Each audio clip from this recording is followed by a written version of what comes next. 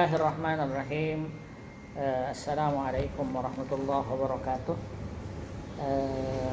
Alhamdulillah, salatan wassalaman ala rasulillah wa ala alihi wa ashabihi wa mawalah wa ba'du.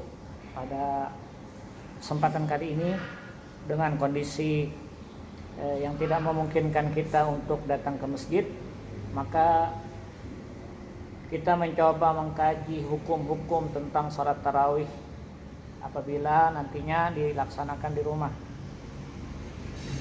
Memang salat tarawih ini adalah bagian daripada salat yang disebut dengan istilah salat sunat muqayyad. Apa itu salat sunat muqayyad? Salat sunat muqayyad adalah salat sunat yang dilaksanakan karena ada sebab dan waktu. Dan di antara salat sunat muqayyad adalah salat sunat tarawih, ya. Salat sunat tarawih. Kenapa salat sunat tarawih dikatakan salat sunat muqayyad?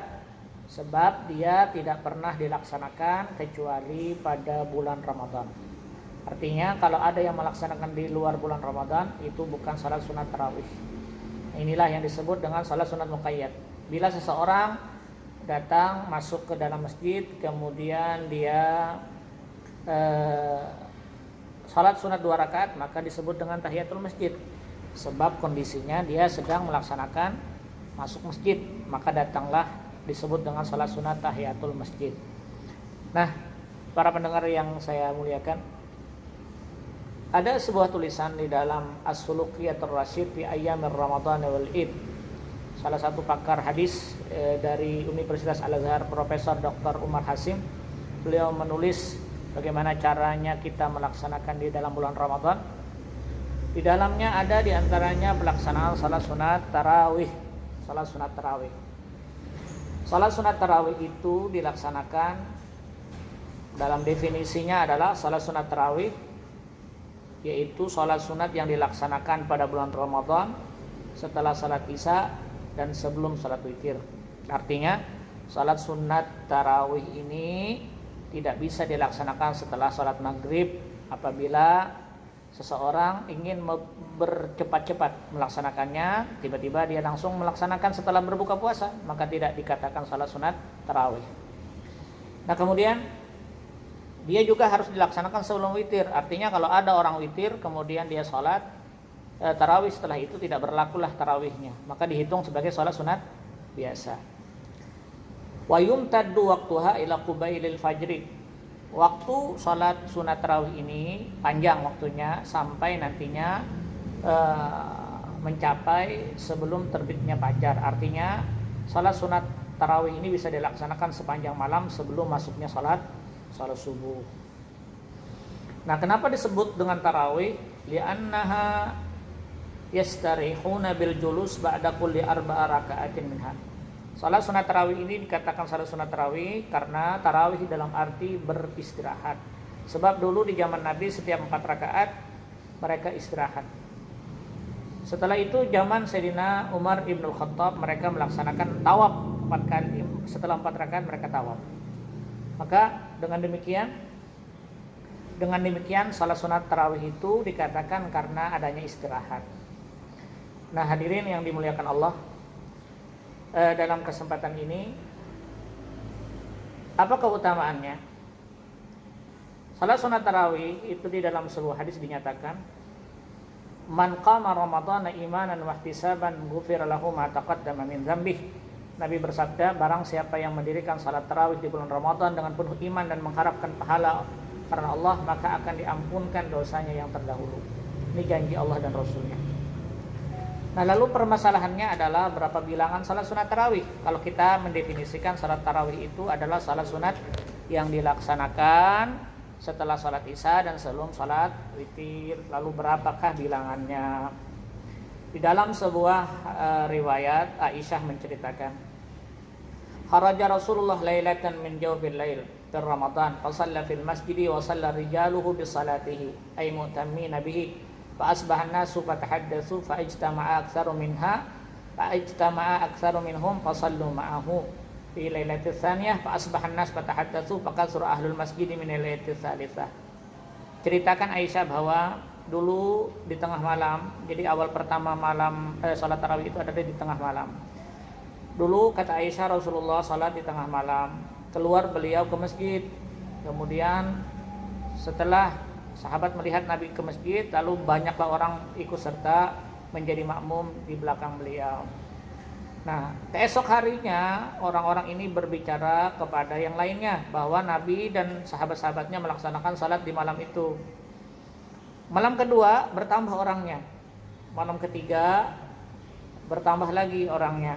Malam keempat Nabi tidak keluar karena takut salat itu diwajibkan oleh Allah Subhanahu wa taala. Nah, di dalam riwayat ini belum diceritakan berapa bilangan rakaat salat tarawih, tetapi dinyatakan waktu bahwa salat tarawih itu di malam hari setelah salat Isya sampai sebelum fajar tiba. Kemudian diriwayatkan oleh Imam Bukhari radhiyallahu anhu wa arda, kharajtu ma Umar ibn Khattab lailatan fi Ramadan ila masjidin fa idan nas auja'un mutafarriqun ay jama'atin mutafarriqah yusalli ar-rajul bi nafsihi wa yusalli ar-rijalu fa yusalli bi salatihi ar-rahtu.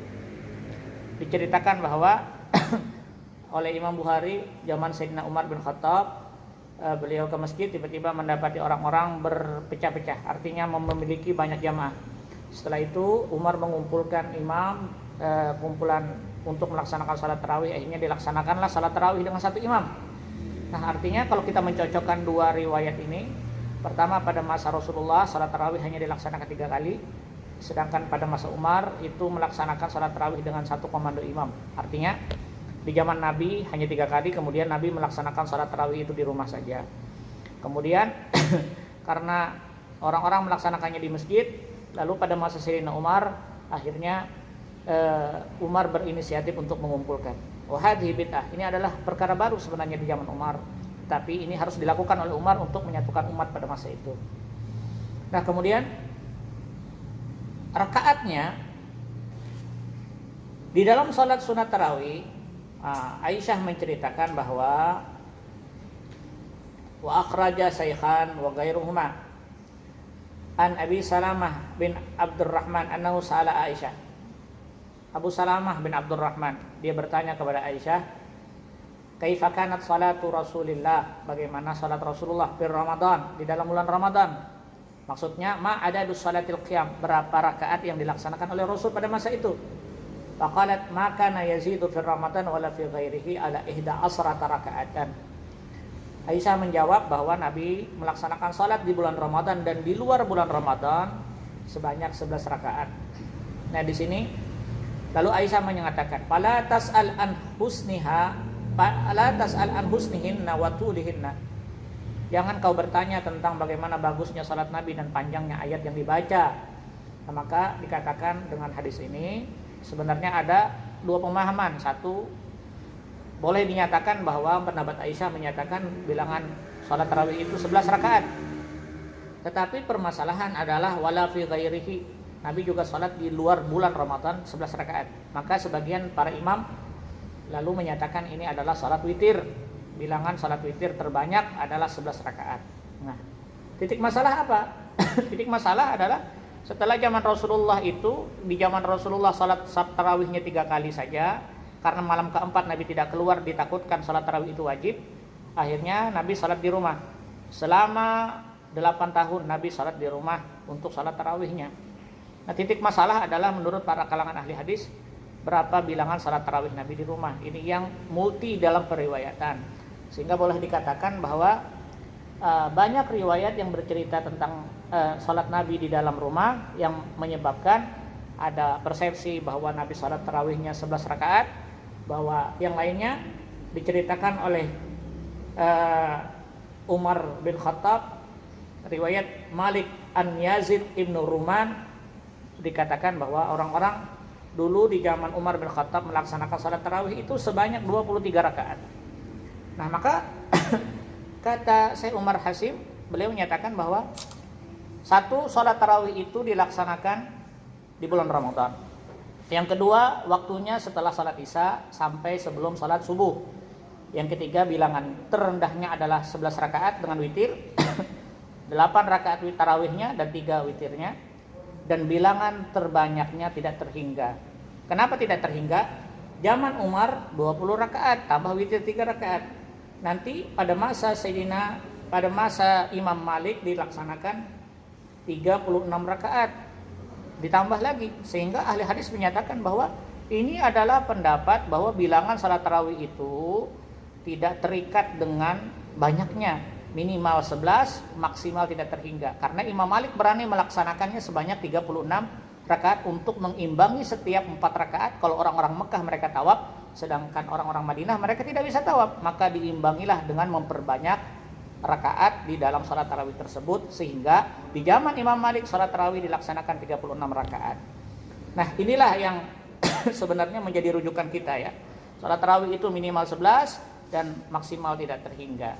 Bagi jamaah, kawan-kawan, kemudian bapak ibu yang memang tidak berani untuk ke masjid, dan memang kita tidak boleh ke masjid untuk sementara waktu untuk mencegah penularan COVID-19 atau 19 ini, maka ketika kita salat tarawih laksanakanlah semampu kita.